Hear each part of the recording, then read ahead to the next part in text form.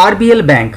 अगर आप RBL bank के अंदर निवेशित है तो आपको पता होगा कि आरबीएल बैंक का जो शेयर प्राइस है वो बहुत ही प्रेशर में दिखाई दे रहे हैं।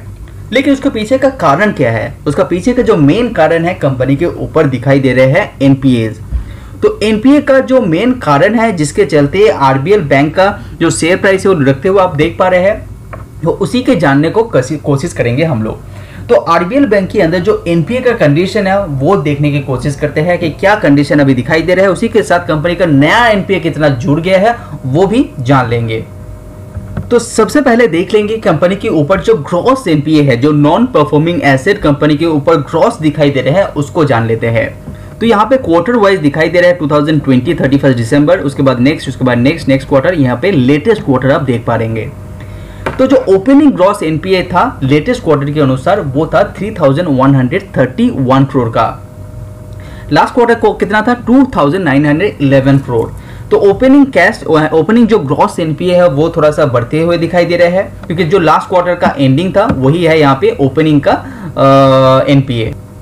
क्योंकि यहाँ पे आप देख पा रहे हैं कि लास्ट क्वार्टर जो ग्रॉस एनपीए था 3131, उसी को यहाँ पे ओपनिंग किया गया है।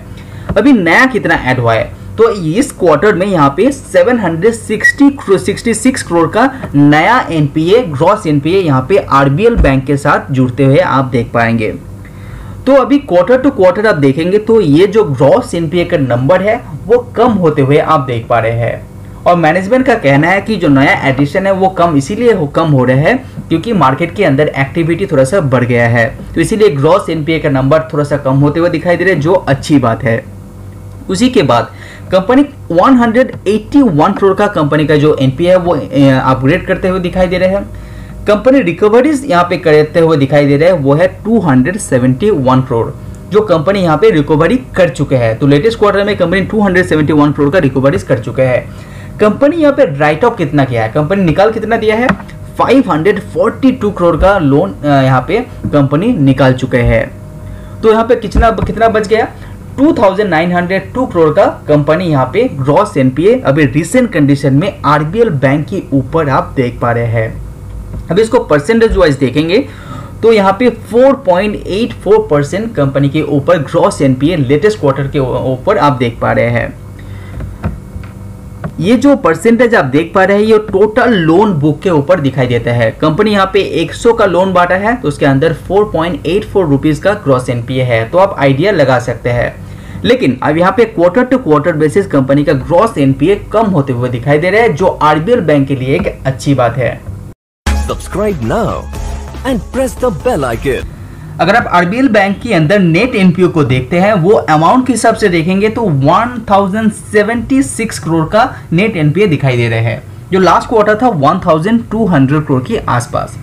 तो यहाँ पे परसेंटेज वाइज यहाँ पे नेट एनपीए के अंदर भी गिरावट आप देख पाएंगे। जो लास्ट क्वार्टर था 2.14% वो कम होते हुए 1.85% तक आते हुए दिखाई दे रहे हैं। तो बहुत ही अच्छी बात है आरबीएल बैंक के लिए, क्योंकि नेट एनपीए के अंदर भी गिरावट आप देख पाएंगे। उसी के साथ साथ यहाँ पे स्लिपेजेस जो रेशियो है वो भी कम होते हुए दिखाई दे रहे हैं। तो स्लिपेज रेशियो यहाँ पे 1.37% का ही दिखाई दे रहे हैं। तो अगर आप कुछ क्वार्टर का कंपेयर करेंगे तो धीरे धीरे ये कम होते हुए आप देख पाएंगे। स्लिपेजेस जो रेशियो है वो 1.37% लेटेस्ट क्वार्टर के अनुसार। अगर आप ग्रॉस एनपीओ को सेगमेंट वाइज भी आप देखते हैं तो वहां पे भी थोड़ा सा अच्छा न्यूज आप देख पाएंगे कि होलसेल के अंदर जहां पे कंपनी सबसे ज्यादा प्रेशर क्रिएट होता है वहां पे थोड़ा सा गिरावट आप देख पा रहे हैं। तो क्वार्टर टू क्वार्टर होलसेल के अंदर कंपनी का एनपीए है 1000 करोड़ के आसपास। रिटेल के अंदर भी कम होते हुए दिखाई दे रहे हैं। उसी के बाद एक एक करके आप यहाँ पे देख पा रहे हैं। उसको टोटल मिला के बनता है 2902 करोड़ जो ग्रॉस एनपीए के अंदर आता है।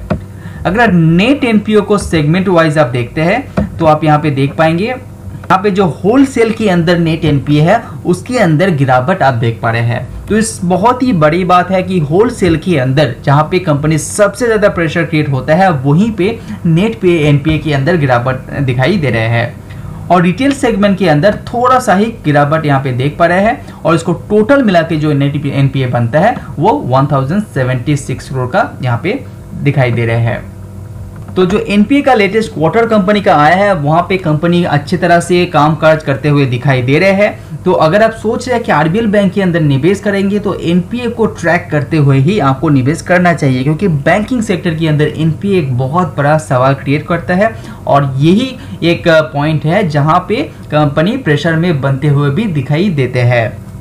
तो आज वीडियो में इतना ही। See you on next video. Subscribe now and press the bell icon. Never miss an update. Subscribe now and press the bell icon. Never miss an update.